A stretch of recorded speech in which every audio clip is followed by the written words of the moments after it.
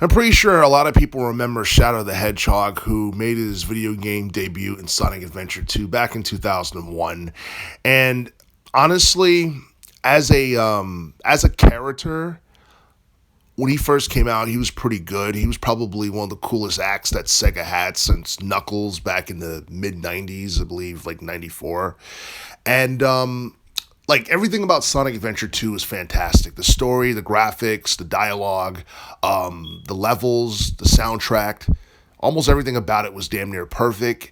And it's a damn shame the game never got a sequel. But I think one of the issues with the game was the fact that Shadow the Hedgehog, when he was advertised, he was supposed to be the evil hedgehog that was supposed to, I guess, rival Sonic the Hedgehog and his friends and basically work alongside Eggman. And he was basically like this bitter, I guess, this bitter character who was basically angry at humanity for, I guess, something that happened a long time ago on Space Colony Arc and all that stuff. And honestly, I do feel that like his transition in terms of like going from being like a top villain to just a normal like regular anti-hero, it was kind of cool at the time, especially the final battle with I guess him and Sonic teaming up together against the biohazard creature. But after that, it seemed like his popularity had went off a cliff. And the reason I say that is because I believe back in the mid 2000s, it may have been '05 or something. Shadow the Hedgehog had his own video game.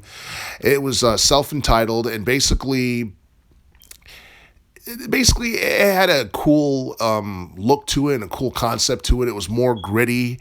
It was more of an RPG type of action adventure platform kind of game, and pretty much the decisions you made in the game affected what you became in the future or what ending you got. And there were multiple endings. That was one of the few good things about a Shadow the Hedgehog video game. But the thing about that game was the fact that they tried, and when I mean they, I mean Sega, they tried so hard to make him so cool that it was overkill, because he was already cool after Sonic Adventure 2, and it seemed like they tried to, I guess, double down on that in the 2005 video game.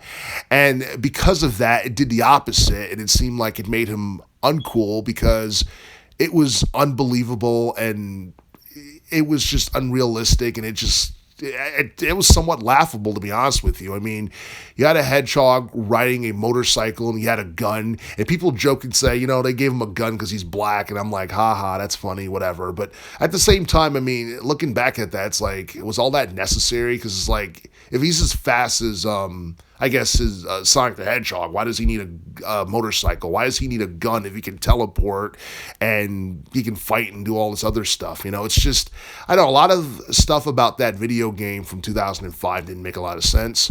But at the same time, it seemed like after that game, his popularity kind of went off a cliff. Now, when people see him, they're like, oh, it's cool, it's Shadow, whatever. But you look at some of the recent like games they had, or like the main installments, like Sonic Frontiers, Sonic Colors, and like Shadow the Hedgehog wasn't really like featured in like any of those games for the most part.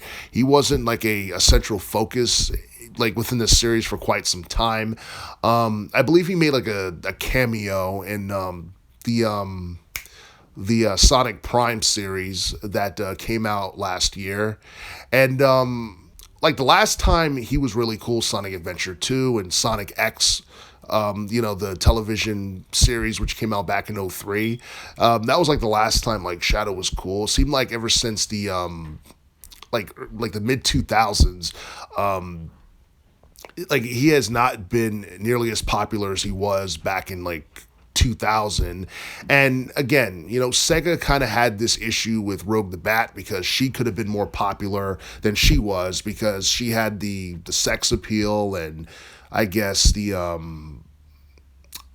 I don't know, she looked like a character that Sega definitely could have did more with, but kind of just squander her altogether. And I mean, she is in Sonic Prime, I believe, and they're doing a little something with her, but it's not the same. She's not heavily presented as like as a beauty type as she was when she first appeared in Sonic Adventure 2 back in '01.